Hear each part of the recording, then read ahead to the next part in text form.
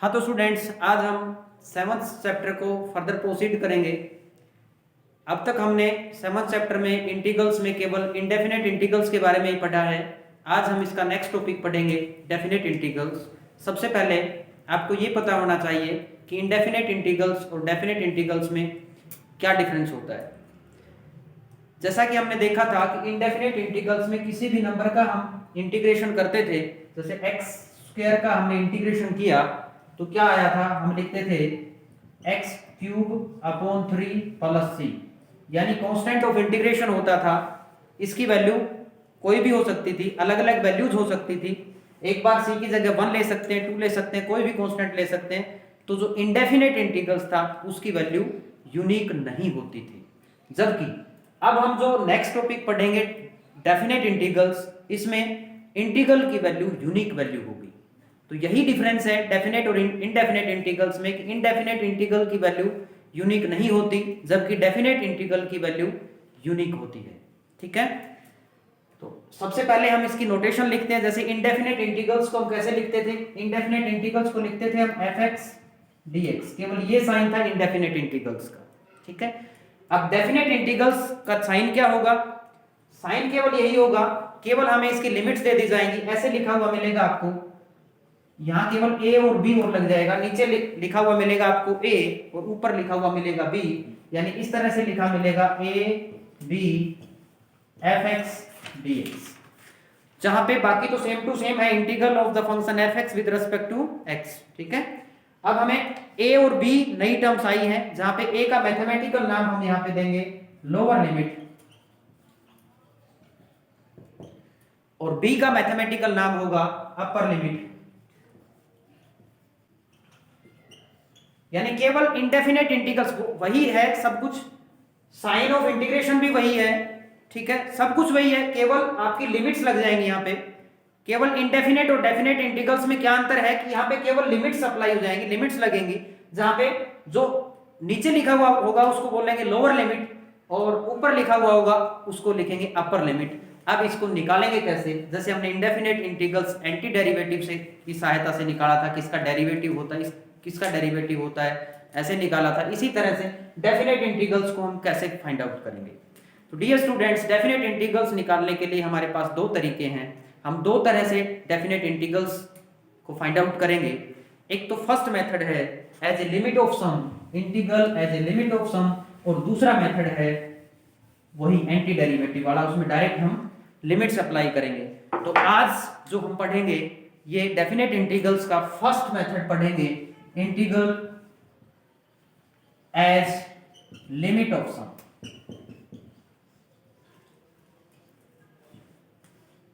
जो anti derivative जो आपसे पहले हमने निकालना सीखा है वो नेक्स्ट एक्सरसाइज में आएगा कि एंटी डेरिवेटिव वाले मेथड से किस तरह से डेफिनेट इंटीग्रल्स को हम फाइंड आउट करते हैं। आज हम करेंगे integrals as a limit of सम।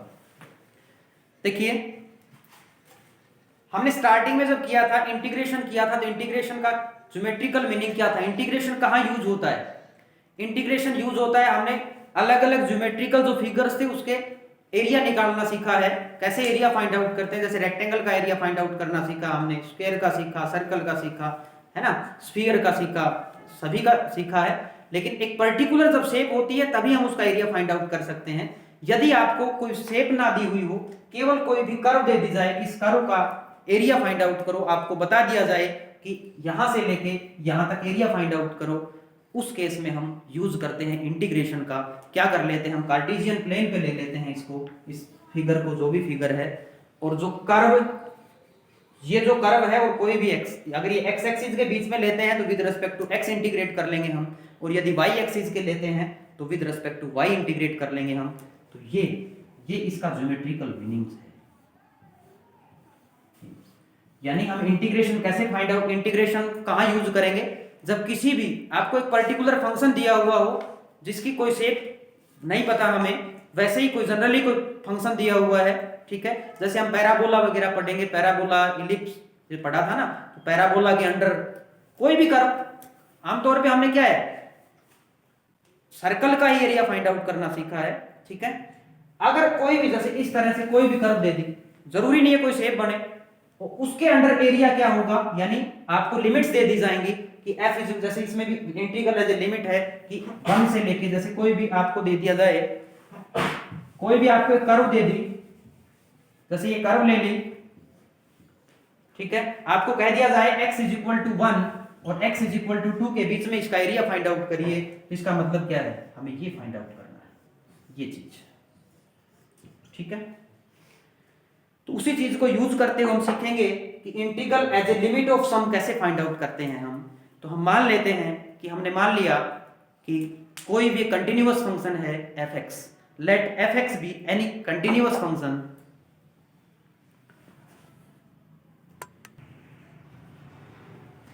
हाँ, तो कंटिन्यूअस फंक्शन क्या होता है, वो फंक्शन जिसमें कोई ब्रेक ना, ठीक है। तो हमने y is equal to f x, कोई भी कंटिन्यूअस फंक्शन मान लेते हैं, ठीक है, कोई भी कर्व ले ली, जैसे ऐसे ले लो, कैसे किसी तरह से भी ले सकते हो आप, ठीक है, थोड़ा सा इस तरह से ले लो कि आपको यूं थोड़ा सा यूं लगेगा, ठीक है, कर्व के रूप में कोई भी कर्व, ऐसे ऐसे किसी भी तरह से ले सकते हो, ठीक है। तो हमने कोई कर्व ले ली y is equal to f x, ठीक है, और कहां से कहां तक है ये, इसका मतलब है जैसे कोई भी इंटीग्रल हमें फाइंड आउट करना है f of x dx from a to b, ठीक है, तो आपको लिमिट दे दी कि x is equal to dx के रेस्पेक्ट में हो जाएगा, लिमिट x की दी हुई है कि x is equal to a से लेके ये x is equal to a है और यहाँ पे x is equal to b है, ठीक है, ये x is equal to a ले लिया और ये x is equal to b, ये आपको दिया हुआ है। अब हमें क्या निकालना है, इसका इंटीग्रल निकालना है। अभी थोड़ी देर पहले मैंने क्या बताया था कि इंटीग्रल का मतलब क्या है, इंटीग्रेशन जब हम करते हैं इंटीग्रल फाइंड आउट करेंगे, इसका मतलब क्या है, इस कर्व के अंडर एरिया फाइंड आउट करेंगे हम, इस कर्व और x एक्सिस के बीच में एरिया फाइंड आउट करेंगे, कहां से कहां तक, जो आपको ये लिमिट्स दी हुई थी इन लिमिट्स के बीच में, यानी हमें क्या फाइंड आउट करना है, ये वाला एरिया, ये जो एरिया है ये सारा का सारा ये, ठीक है, ये एरिया फाइंड आउट करना है हमें। कैसे करेंगे, देखिए, जैसा कि नाम से ही दिख रहा है हमें एज ए लिमिट ऑफ सम, हम इस पोर्शन को, ये जो पोर्शन है ये एरिया फाइंड आउट करना है हमें। ध्यान से देखो, क्या ये जो मैं नाम भी दे देता हूं इसका ए बी सी डी, जैसे ये नाम दे दिया, ये जो ज्योमेट्रिकल फिगर बन रहा है कोई भी A B C D A, क्या कोई पर्टिकुलर शेप है, कोई पर्टिकुलर शेप नहीं है इसकी, नहीं है ना, जैसे कर्व के रूप में है, ऐसे भी आ सकता है, ऐसे भी आ सकता है, जरूरी थोड़ी है। ये तो आपको अगर लाइन दिख रही है, मैं थोड़ा सा इसको और टेढ़ा ले लेता हूं और क्लियर हो जाएगा, ऐसे ले लेता हूं, ऐसे देखो हो गया ना कर्व के रूप में, ठीक है। अब कोई ज्योमेट्रिकल फिगर नहीं है, तो हमें इसका एरिया वैसे तो फाइंड आउट कर नहीं सकते। अगर ये स्ट्रेट लाइन होती तो भी कर लेते, तो क्या बन जाता है, स्ट्रेट लाइन होती तो 10th में समलंब नहीं पढ़ा था आपने, दो साइड्स पर समानांतर हो उसके, वो बन जाता। अगर ये बिल्कुल डायरेक्ट सीधा होता तो ये रेक्टेंगल हो जाती, आयत हो जाती, फाइंड आउट कर सकते थे, ठीक है। तो इसको हमें पता नहीं है किस तरह से क्या करना है, तो हम इसमें दो टॉपिक्स यूज करेंगे, एक तो लिमिट्स का यूज करेंगे हम इसमें, और जो ज्योमेट्रिकल फिगर्स अब तक हमने पढ़े हैं उनका एरिया कैसे फाइंड आउट करते हैं वो करते हैं। देखिए इसको हम करेंगे, हम मान लेते हैं ये एरिया है, देखो ये कर्व जो कर्व्ड पोर्शन है, जैसे ऐसे है ये कर्व्ड पोर्शन है ना, इसको अगर मैं यहां से यहां तक लूं, जैसे ये है, तो देखो इसका एरिया तो हमें पता है, ये रेक्टेंगल बन जाएगी, है ना। ये जो एरिया रह गया जो कर्व का हमें निकालना, तो ये है, ये वाला पूरा निकालना तो था ये पूरा, और हमें ये पता है, तो कितना फालतू बच गया, इतना फालतू बच गया कि नहीं बच गया, ठीक है। अब मैं इसको थोड़ा सा बढ़ा लेता हूं, देखो जैसे ये अपनी कर्व है, मैंने एक बार इसका ये बना लिया डायग्राम, ठीक है। अब ये कोई पर्टिकुलर शेप नहीं बनी, हमें तो क्या पता है, अगर मैं इसके पैरेलल ले लूं नीचे वाले को, तो इसका एरिया फाइंड आउट करना हमने सीखा है। लेकिन अब इस एरिया से ये एरिया बहुत ज्यादा फालतू रह गया ना, अब मैं इसका और छोटा कर लेता हूं, बीच में ले लेता हूं। अब बताओ इस ट्रायंगल के एरिया से कितना फालतू है, थोड़ा सा कम हुआ कि नहीं हुआ, मैं और कम कर लेता हूं, अब डिफरेंस और कम हुआ, और कम कर लेता हूं, अब डिफरेंस और कम हुआ, मैं और कम कर लेता हूं, अब डिफरेंस और कम हो गया, है ना। और कम कर लेता हूं, मैं बिल्कुल जरा सा लेता हूं, यानी ये कर ऐसे है, बिल्कुल थोड़ा सा लेता हूं, तो बताओ इसका एरिया क्या आया, इसके लगभग बराबर आया कि नहीं आया, इसके लगभग बराबर आया कि नहीं आया, समझ में आया कि नहीं आया। यानी इसको जितनी ज्यादा पार्ट्स में हम डिवाइड करेंगे उतना ही अप्रोक्सीमेट एरिया क्या आ जाएगा, इक्वल आ जाएगा उस डायग्राम जो फिगर पहले से था उसमें, और रेक्टेंगल के एरिया अप्रोक्सीमेट इक्वल आ जाएगा। कब, जब हम इसके अनगिनत इनफाइनाइट नंबर ऑफ पार्ट्स में इसको डिवाइड कर देंगे। समझ में आ गया। तो मैं क्या कर लेता हूं, अगर n infinite number of parts में मैं इस एरिया को यदि डिवाइड कर दूं तो इसका मतलब ये एक पर्टिकुलर शेप बन जाएगी, किसकी, रेक्टेंगल टाइप की। और रेक्टेंगल का एरिया हमें फाइंड आउट करना आता है। रेक्टेंगल का एरिया क्या होगा, लेंथ इनटू ब्रेड्थ। समझ में आ गया। तो सबसे पहला काम क्या है, इस एरिया को मैं डिवाइड करूंगा किसमें, इनफाइनाइट नंबर ऑफ पार्ट्स में। हमने मान लिया कि मैं इसको n पार्ट्स में डिवाइड करता हूं, ठीक है, मैं इसको n पार्ट्स में डिवाइड करता हूं, जहां पे n किसको टेंड करेगा, n की लिमिट क्या ले लेता हूं कि क्या ले लेता हूं, इनफाइनाइट। समझ में आ गया, समझ में आ गया भाई। तो सबसे पहला इसके कई पार्ट कर लेते हैं, जैसे एक ये पार्ट ले लिया मैंने,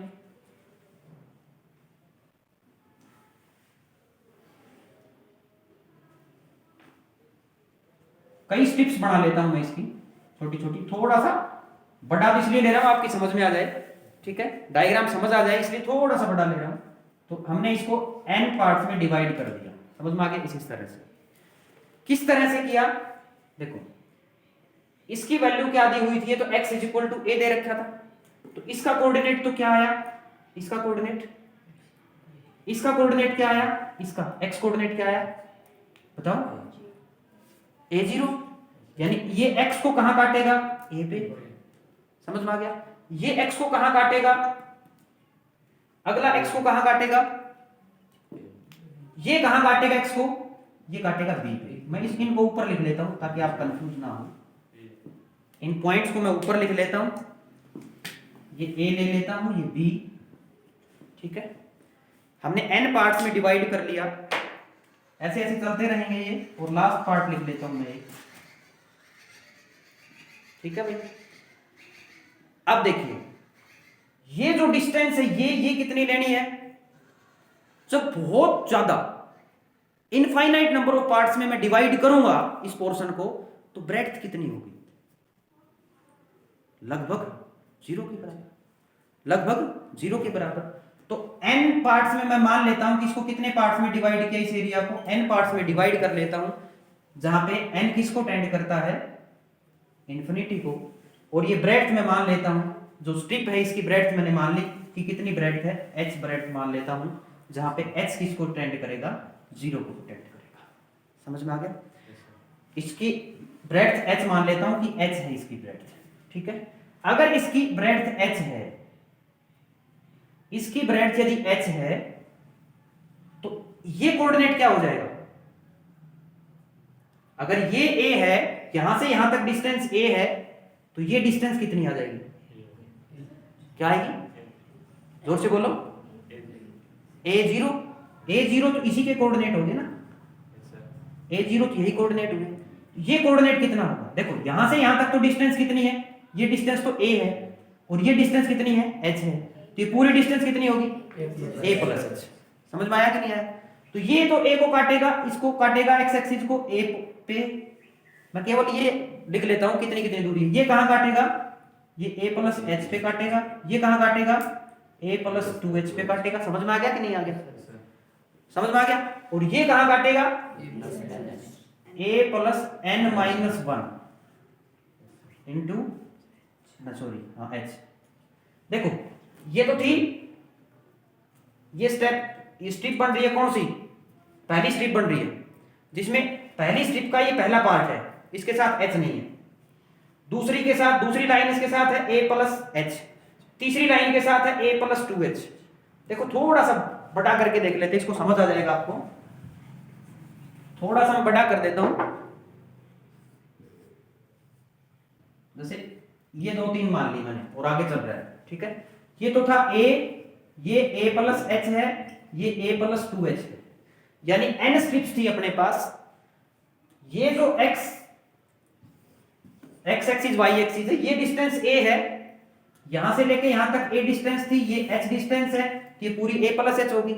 आगे की करेंगे तो h और जुड़ जाएगा, a plus 2h, a plus 3h, ऐसे होगा कि नहीं होगा।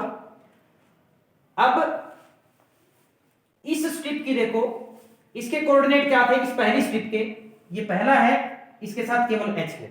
दूसरी लाइन इसके साथ a प्लस h है। तीसरी लाइन के साथ क्या है, a प्लस 2h है। अगली लाइन के साथ a प्लस 3h, यानी चौथी लाइन के साथ a प्लस 3h, पांचवी लाइन के साथ, समझ में आ गया। तो nवीं जो स्ट्रिप होगी, जो nवीं स्ट्रिप होगी, उसके साथ क्या आएगा, a plus n minus 1 into h। ये बात समझ में आई कि नहीं आई, समझ में आ गई। तो मैं क्या करूंगा, इस पूरा जो अपना ये डायग्राम है, इसका एरिया क्या होगा, इन छोटे छोटी जो स्ट्रिप्स हैं, इन सभी स्ट्रिप्स के एरिया के सम के इक्वल। समझ में आया कि नहीं आया। इस एरिया को मैंने n स्ट्रिप्स में डिवाइड कर लिया, तो पहली स्ट्रिप का एरिया प्लस दूसरी स्ट्रिप का एरिया प्लस तीसरी स्ट्रिप का एरिया प्लस चौथी स्ट्रिप का एरिया, इसी तरह से n स्ट्रिप्स का एरिया का जो सम होगा वो किसके इक्वल होगा, इस एरिया के इक्वल।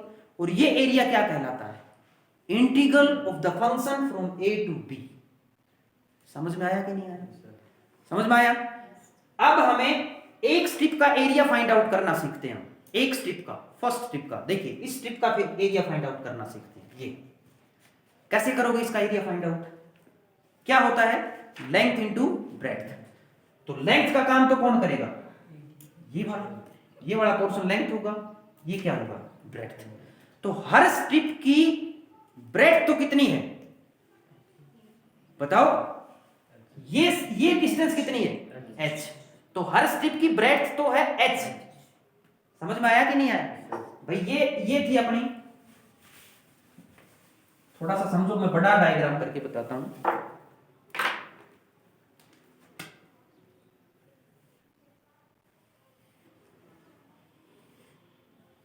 ऐसे ही है ना।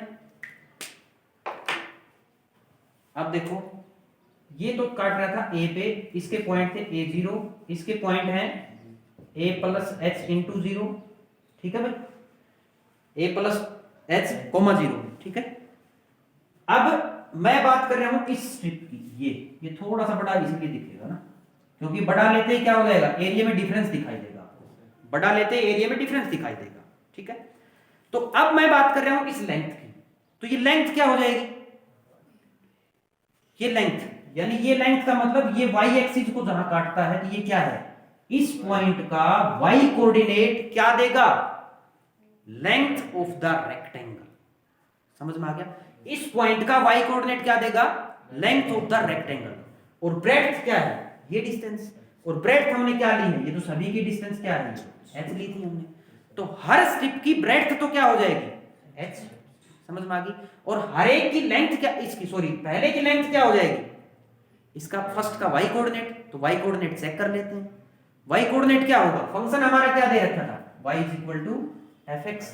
यहां पे x की वैल्यू क्या है, a, तो y कोऑर्डिनेट क्या होगा, जब x when x is equal to a, then y क्या आ जाएगा, f ऑफ a। समझ में आ गया। तो इसका y कोऑर्डिनेट क्या आ गया, f ऑफ a, तो ये डिस्टेंस क्या आ जाएगी, ये डिस्टेंस f ऑफ a। समझ में आ गई। इसी तरह से ये डिस्टेंस क्या आ जाएगी, बोलो, ये डिस्टेंस क्या आ जाएगी, f of a plus h। समझ में आ गया कि नहीं आ गया भाई। ये क्या है, इस पॉइंट का y कोऑर्डिनेट, ये जो पॉइंट, ये पॉइंट इसका y कोऑर्डिनेट, x को कहां काटता है, a प्लस h पे। तो जब x की वैल्यू a प्लस h हो, तो y क्या आ जाएगा, f of a plus h। समझ में आ गया कि नहीं आ गया। तो इसकी लेंथ हो जाएगी f of a plus h। इसी तरह से इसकी क्या हो जाएगी, a प्लस 2h। और जो एनवी स्ट्रिप होगी उसकी क्या हो जाएगी लेंथ, शाबाश, f of a plus n minus one into h. समझ में आया? क्यों? क्योंकि फर्स्ट स्ट्रिप में एच नहीं आता, सेकंड ट्रिप में एच के साथ एक आता है, थर्ड स्ट्रिप में एच के साथ दो एच। समझ में आ गया? समझ में आ गया कि नहीं आ गया? तो जैसे ही हम क्या फॉर्मूला बना सकते हैं, क्या बन जाएगा हमारा फॉर्मूला? क्या हो जाएगा? यही जो फॉर्मूला है क्या हो जाएगा? देखिए, जैसे सबसे पहले तो लिमिट हमें क्या लेनी है, n tends to infinity. n की वैल्यू क्या ले ली? इनफाइनाइट ले ली हमने। ठीक है भाई, n इन्फिनिटी को टेंड करना चाहिए तभी ये बराबर होगा। ठीक है, फर्स्ट की क्या आ जाएगी? फर्स्ट जो फर्स्ट स्ट्रिप है उसका एरिया क्या आ जाएगा? Length into breadth. तो ब्रेड्थ तो h है, इनटू लेंथ क्या आ जाएगी? f of a। अगले में h into f of a plus h। इसी तरह से चलता रहेगा। क्या आ जाएगा? h into f of a plus n minus one into h। समझ में आया कि नहीं है? ये दिखाई दे रहा है पीछे? देखो यहां तक, इधर लिख लेते हैं, कोई बात नहीं। तो क्या आ जाएगा? नीचे लिखता हूं मैं, f ऑफ x क्या आ गया अपने पास? Limit n tends to infinity, first strip का एरिया क्या आया? h into f of a plus second strip का क्या आया बोलो? h into f of a plus h। समझ में आया कि नहीं आया? प्लस थर्ड का क्या आया? h into f of a plus 2h and so on up to nth जो स्ट्रिप होगी उसका क्या आएगा? Plus h into f of a plus n minus one into h। समझ में आया कि नहीं आया? h सभी में है, h को क्या ले लेता हूं मैं? कॉमन ले लेता हूं। h को मैंने बाहर ले लिया, h into limit n tends to infinity, तो f of a plus f of a plus h plus f of x। थोड़ी लिखना था यहाँ पे, क्या लिखना था? क्या लिखना था? इंटीग्रल लिखना था। Integral f of x dx a to b। ठीक है, and so on up to, इसको मिटा दो एक बार, क्या हो जाएगा? f of a plus 2h and so on up to f of a plus n minus one into h। तो ये आपका फॉर्मूला आ गया। यही फॉर्मूला है जब आपको integral as a limit of sum find out करना हो तो क्या करना है? सबसे पहले a और b की वैल्यू फाइंड आउट करो। a की वैल्यू क्या है? Lower limit. b की वैल्यू क्या है? Upper limit. समझ में आया कि नहीं आया? b की वैल्यू अपर लिमिट। ठीक है, और h हमने अपनी तरफ से दिया है, n भी हमने अपनी तरफ से लिया है। n इंफिनिटी को टेंड करता है, h किसको टेंड करता है? अब h में और n में रिलेशन फाइंड आउट करते हैं। n h में और a b में क्या रिलेशन है ये देखते हैं। देखिए,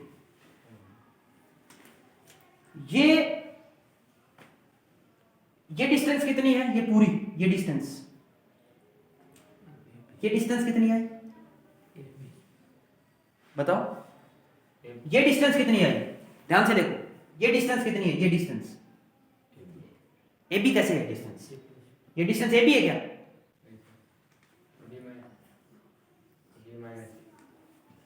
अगर ये कोऑर्डिनेट y हो, y0 या x2 लगा लो, चलो ये कोऑर्डिनेट x2 0 हो, ये x1 0 हो, तो ये डिस्टेंस कितनी आएगी? x2 0 x1 0। x2 0 minus x 0 थोड़ी आएगा। x कोऑर्डिनेट क्या आएगा इसका? फिर समझ नहीं आया? कंफ्यूज क्यों हो रहे हो? अरे अगर ये कोऑर्डिनेट आ जाए 2 0 और ये आ जाए 5 0 तो ये डिस्टेंस कितनी होगी? 3 ही तो होगी। क्या कर दिया? इसमें से घटा दिया भाई। 5 का मतलब क्या है? यहां से लेके यहां तक की डिस्टेंस 5 है, ये डिस्टेंस 2 है, तो ये कितनी आ गई? 3 आ गई। समझ में आया कि नहीं आया? अब मैं आपसे ये पूछ रहा हूं कि ये डिस्टेंस कितनी होगी? ये डिस्टेंस b माइनस a। समझ में आया कि नहीं आया? तो ये डिस्टेंस होगी b माइनस a। हमने दिया हुआ था उसके हिसाब से तो आ गया b माइनस a। अब हम निकालते हैं वैसे डिस्टेंस कितनी होगी। ये एक स्ट्रिप की डिस्टेंस कितनी मानी थी? h। दो स्ट्रिपों की कितनी हो जाएगी? 2h। 3 की कितनी हो जाएगी? 3h। 4 की कितनी हो जाएगी? n की कितनी हो जाएगी? nh। तो h वाले सिस्टम से ब्रेड्थ कितनी आ गई, NH। समझ में आ गया। तो ये रिलेशन होता है इंपोर्टेंट रिलेशन कि B माइनस ए किसके इक्वल होता है, NH के। समझ में आ गया, NH के इक्वल होता है B माइनस ए। समझ में आ जाएगा। तो क्वेश्चन में अगर लिखा आता है जैसे कि कोई भी क्वेश्चन दे दिया कि लिमिट f ऑफ x 2 से 3 तक इंटीग्रल फाइंड आउट करो, तो कुछ नहीं कहा जाता है कि कौन से मेथड से करो, तो आप किसी भी मेथड से कर सकते हो, ठीक है, जरूरी नहीं है लिमिट ऑफ सम से। अगर लिमिट ऑफ सम का क्वेश्चन आपको मिलेगा तो उसमें लिखा हुआ मिलेगा find the integral of the function, ठीक है, एज ए लिमिट ऑफ सम, उसमें लिमिट्स दी हुई होंगी, लोअर लिमिट और अपर लिमिट, ठीक है। तो उसमें क्या करना है आपको, एज ए लिमिट ऑफ सम करेंगे तो उसको हम तोड़ लेंगे, ठीक है। सबसे पहले फॉर्मूला लिखेंगे, फॉर्मूला क्या हो जाएगा, h into limit n tends to infinity f of a plus f of a plus h and so on up to f of a plus n minus 1 into h। इसका दूसरा और तरीका देख लें, दूसरा फॉर्मूला क्या हो जाएगा, मैं इसको h की वैल्यू फाइंड आउट कर देता हूं, h की वैल्यू रख देता हूं यहाँ पे। h क्या है, h की value b minus a upon n, तो रख दो b minus a upon n है, तो n तो लिमिट के बाद में जाएगा क्योंकि n की लिमिट अप्लाई होगी। b minus a into limit of n tends to infinity 1 upon n into f of a plus f of a plus h plus f of a plus 2h and so on up to f of a plus n minus 1 into h। समझ में आया कि नहीं आया। इसमें किसी बच्चे को कोई प्रॉब्लम है, ये दोनों फार्मूलाज हैं, आप कोई भी फॉर्मूला इस पे लगा सकते हो, ठीक है, कोई फॉर्मूला अप्लाई कर सकते हो। As a limit of sum question आ जाए तो आपको क्या करना है, सबसे पहले फंक्शन लिखना है, उसके बाद ये फॉर्मूला चाहिए लगा लो, चाहिए लगा लो। इसमें ये ध्यान रखना है NH इज इक्वल टू क्या होता है, B माइनस। समझ में आ गया, ठीक है। अब इससे रिलेटेड क्वेश्चंस करते हैं, चलो नेक्स्ट वीडियो में करेंगे क्वेश्चन। Thank you.